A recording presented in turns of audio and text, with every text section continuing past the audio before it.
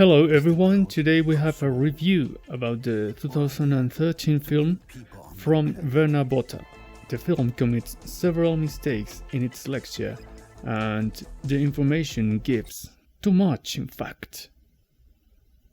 The first one, and maybe the most persistent of them all, is that it focuses on oil as the major concern around the world.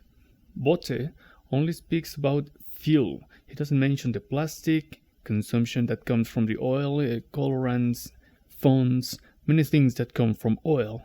We see these highly polluted places, the most populated of Earth, and he says it doesn't matter. There's an interview in another part of the film. Dhaka is one of the polluted cities, that's true. Too many people. No, it is said in a way of looking at the poorer people, because you see them on the roads, you see them on the crowded buses or on the trains, because they do not have seats available for them. The rich people are consuming, the resources, the way they are exploiting the resources. Nobody really points that out. So it's a good thing that the poor people don't consume also, because then it will be a mess. Yeah, but I think first the rich people should learn to consume less. Think also that people in overpopulated places is actually moving to the developed countries, and they become one more there. They will want a car, conditioned air, jewelry, disposable products. Just by the fact that they are poor, I find it really difficult to believe that they are not greedy. They are just as greedy as the Western societies and consumerists. The problem is they cannot afford it right now, but once they move, they will. Throughout the film, we see that poor people believe they are not an impact because they consume less. They are a big impact as any other rich person.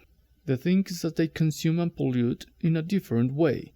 Plastic consumption, meat consumption, chemicals for production of goods. They produce in a more traditional way, without a wholly industrialized process, but they use dangerous chemicals, cut trees, kill endangered species, and drop dangerous materials into the waters and the environment. I think by pointing out the way they are putting finger at us, you should also say family planning for cars when you say family planning for people. Yes, our system is wrong, but let's not focus into oil. Because ultimately, everything comes from the earth, the nature, and the massive population have a big impact. Actually, the people who are living in the poorer side of the world, we are more closer to the nature. And ultimately, we will survive. The rich will not survive. I think it is an illusion. Their needs are less, and they are still in production, whereas rich people, the mouth is much bigger than the poor people's mouth, and their two hands are not working. Now, about this impact, they admit, right? Meat industry uses the 80% of the world's land, the major impact of humanity over the world. The meat industry devastates forests to grow grass, devastates jungle to grow soy as animal feed. They use oil to transport the animals and the meat to the stores. Poor countries commit exactly the same mistakes, just in their own way.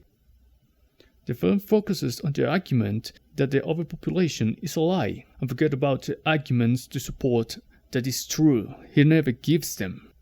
The film concludes that the problem is the justice and the distribution.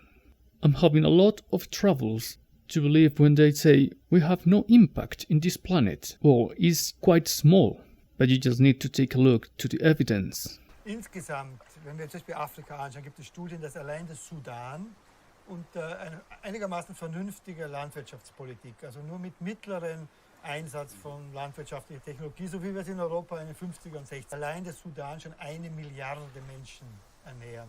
So viel fruchtbares Land hat er. Ich glaube, man kann nicht sagen, dass es zu viele Menschen. And now he mentions something important about arable lands. So let me show you this. I'm sure you can see the problem by yourselves.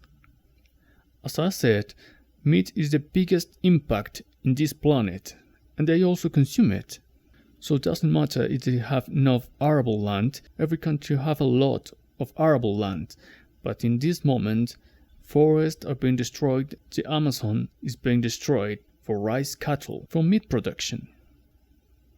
But look at his house. You think he could have that in the middle of an overpopulated country?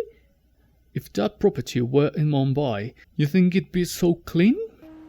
And this film proposed that any of these options are right.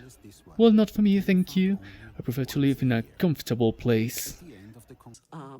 And why is it coming up when we actually need to address climate change? I mean, most serious environmentalists, whatever they think of overpopulation issues, more generally in terms of, pressure on resources, well, let's say, look, population's not the main cause of climate change. Hello, 25% of... It's not? No. Systems of fossil fuel use. I mean, who are the main fossil fuel consumers in the world, right? It's not that the poor people in Africa, the few poor countries that still have high birth rates are the countries with the least use of, fossil fuels. So it's ludicrous, actually, to be pointing the finger at population and climate change. So let's really look at ourselves. Let's look at our systems. Sure, so let's have children until my wife die at birth labor, then I get a new one and do the same. Where is everyone? But I don't know if this guy is forgetting about that we humans need trees to survive. It's like he's almost saying, I want houses instead of these trees. Does he want to see a house every meter to say the world has too much people or what? Poor people are committing exactly the same mistakes, because no one wants to change. They want their lives just as they are, neither rich or poor. To finish this video, in 2013 the documentary talked about 7 billion. Today, 2020, we are 8 billion.